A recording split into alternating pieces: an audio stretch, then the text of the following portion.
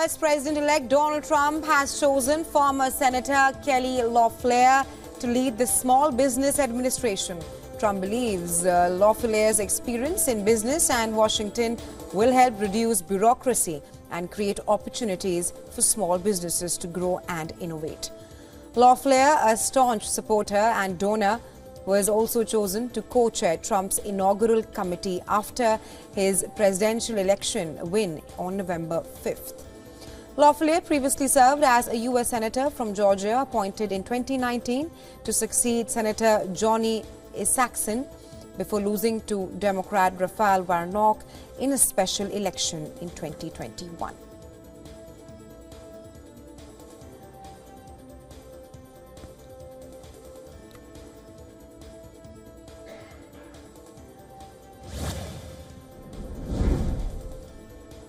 U.S. President-elect Donald Trump nominated veteran Washington attorney Paul Atkins to chair the Securities and Exchange Commission. Atkins, an SEC commissioner from 2002 to 2008, founded risk consultancy firm Potomac Global Partners in 2009, whose clients include companies in the banking, trading and cryptocurrency industries. An announcement from the Trump transition noted that Atkins had been co-chairman of the Digital Chamber of Commerce, which promotes the use of digital assets since 2017.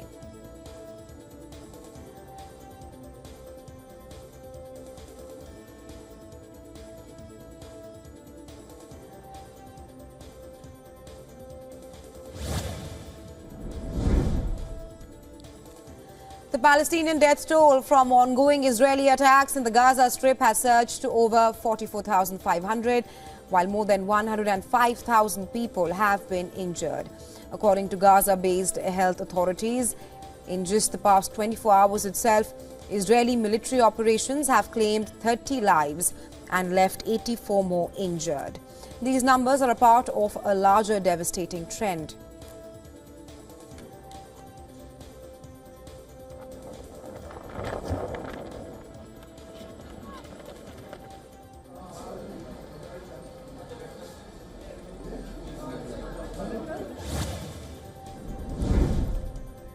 Human rights organization Amnesty International has released a report accusing Israel of committing genocide against Palestinians in Gaza since the start of the war last year.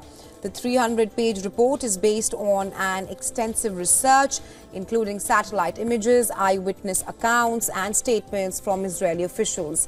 Amnesty International Secretary General Agnes Kalamard emphasized that the existence of Israel's military objectives does not negate the possibility of genocidal intent. Israel has vehemently denied the allegations, accusing Hamas of using Palestinian civilians as human shields and emphasizing its right to self-defense.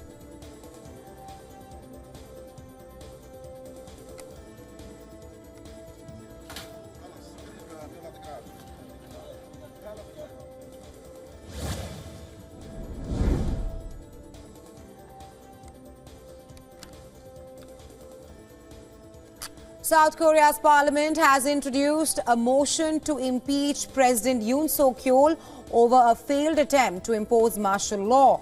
This decision comes after the defense minister, who advised on the move and ordered troops to parliament, resigned.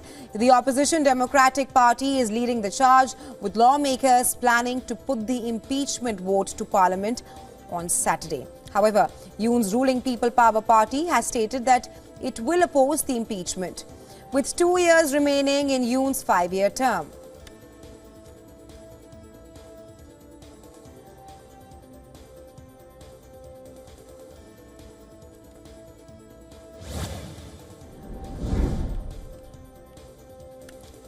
A shooting at a small religious school in Northern California left 2 young boys injured on Wednesday. The gunman, who apparently took his own life, was found dead near the playground. According to officials, the 2 victims, aged 5 and 6, were rushed to the hospital in an extremely critical condition. Officials are still probing the motive behind the shooting and whether the suspect had any connection to the school.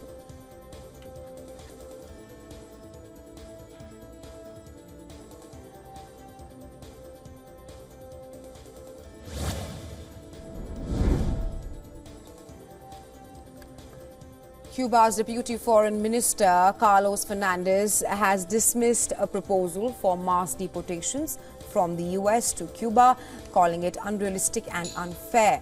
The cost to emphasize that any deportation plan would need to be vetted through existing migration agreements between the two countries. While Cuba has accepted small-scale deportations during the Biden administration, it says a large-scale deportation would be deemed unjust and potentially harm tens of thousands of people.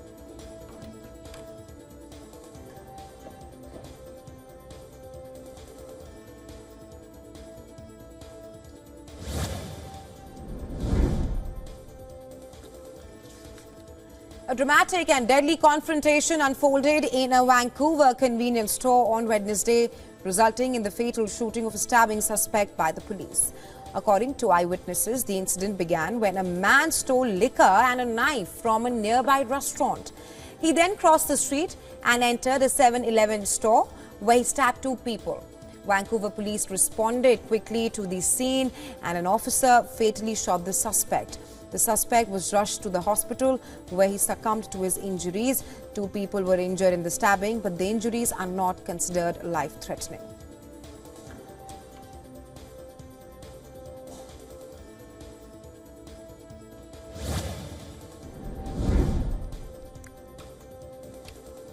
Thousands of Argentinian retirees marched in protest against the government's decision to limit access to free medications, affecting millions who relied on these benefits to survive.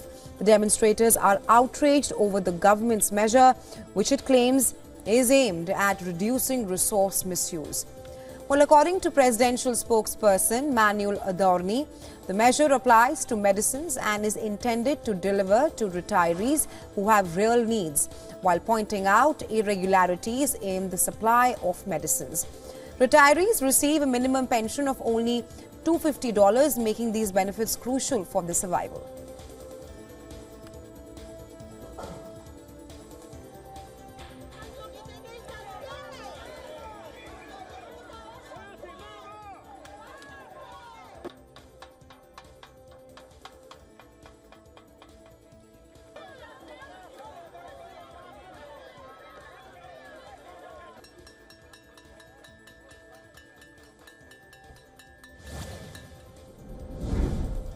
A woman lost her life and two others were hospitalized after a stampede broke out at a movie theatre in Hyderabad.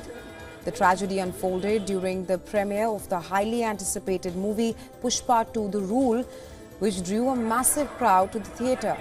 The police have launched an investigation into the incident and they are now assessing the CCTV footage to determine what actually happened and caused the stampede.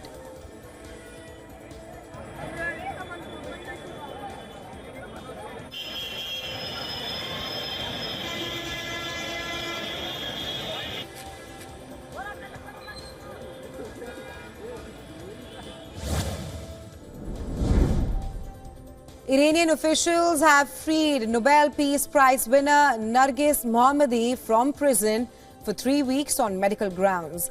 She had been in jail since November 2021 over several past convictions relating to her advocacy against the obligatory hijab for women and capital punishment in Iran. Last month, the 52-year-old had undergone a bone surgery, including a bone graft for a non-malignant growth. Her lawyer, Mustafa Nili, said that the prosecutors allowed the release based on medical grounds.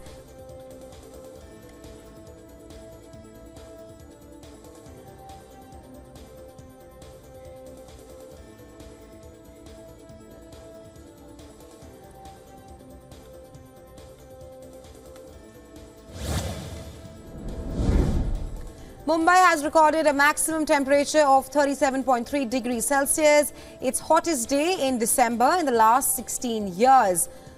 The India Met Department said that the Santa Cruz Observatory, which monitors temperature for the suburbs, recorded 37.3 degrees Celsius, while the Colaba weather station for the island city logged 35 degrees Celsius.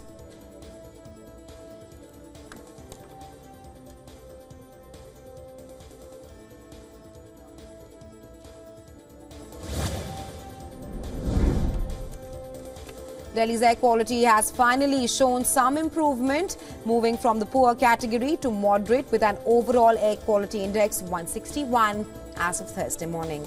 This comes as a relief for residents who have been dealing with persistent air pollution for over a month. The city's temperature has also dropped, with a minimum temperature of 8 degrees Celsius recorded on Thursday morning. The improvement in air quality is expected to continue for the next 2 to 3 days, bringing some respite to the city's residents.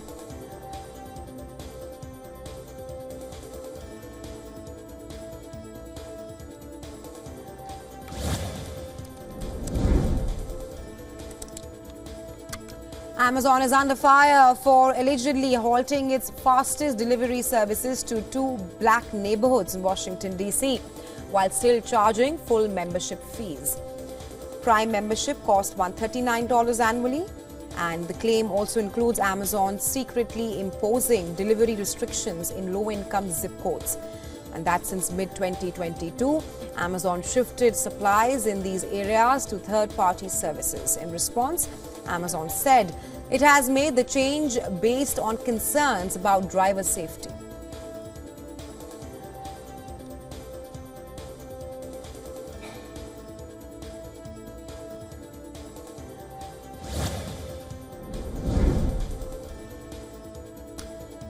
Norwegian-based OneX has introduced its first advanced humanoid robot named Neo that can perform household chores.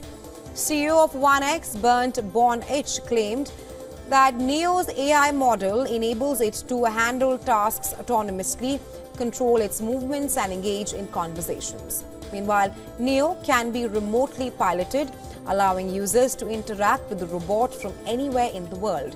Still in the development phase, however.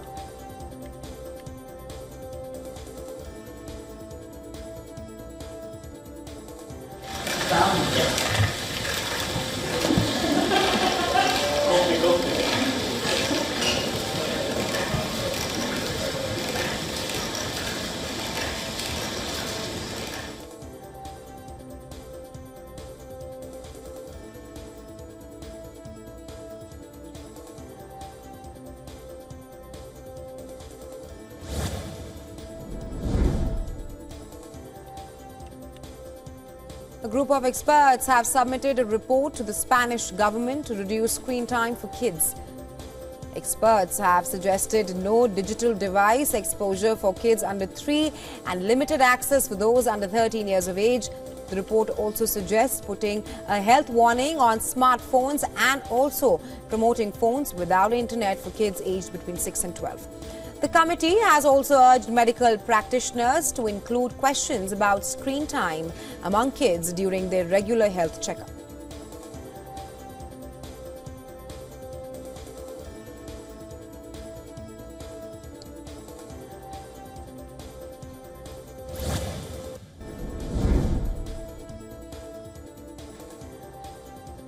In a major cybersecurity breach, 16 million customer records of HDFC Life Insurance are sold on the dark web. The leaked data includes sensitive information like customer names, policy numbers, mobile numbers and health details. Cybersecurity organization Cyberspace is raising concerns about the misuse of stolen data. HDFC Life has confirmed the incident and has said that they are probing the leak. This follows a similar incident involving Star Health Insurance, where 7.24 terabytes of data was exposed in October.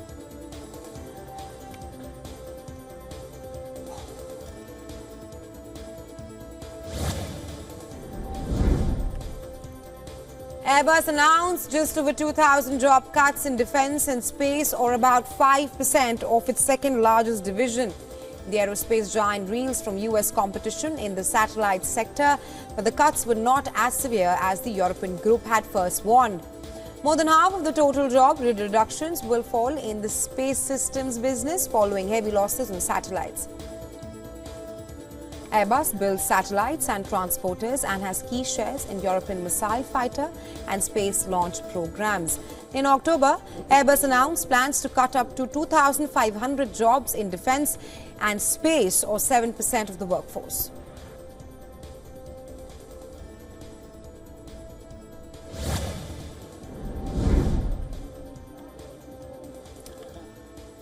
Singapore stocks are on course for a record high as renewed optimism around the city-state's banks gives a lift to the wider market. The benchmark Straits Times index was as much as 1% higher on Thursday, putting it on track to surpass the previous record closing price set in October 2007. Holdings was among the biggest advances in the index, rising as much as 2.5% in morning trading. The recent rally has been driven by a rise in Singapore banking stocks. Experts highlight the ability of lenders to maintain profitability despite expectations of lower interest rates. Bank stable dividend payouts are also enticing the investors.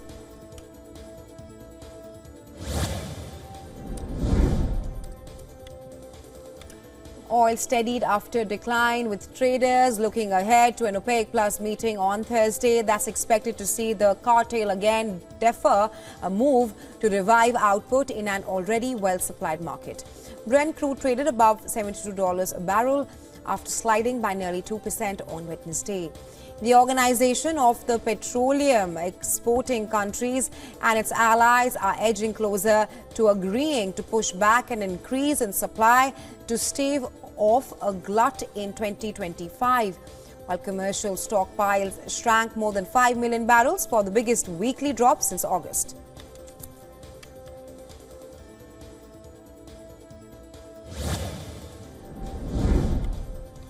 British and German firms in China are having a tougher time doing business and worry about the outlook for next year. This is according to two new surveys. About 58% of UK companies found it more difficult to operate in the Asian nation. And that's over the last 12 months. This is the fifth straight year that a majority of respondents reported a tougher environment. A different survey by the German Chamber of Commerce in China released on Wednesday found that less than one-third of firms were optimistic about their industry in 2025.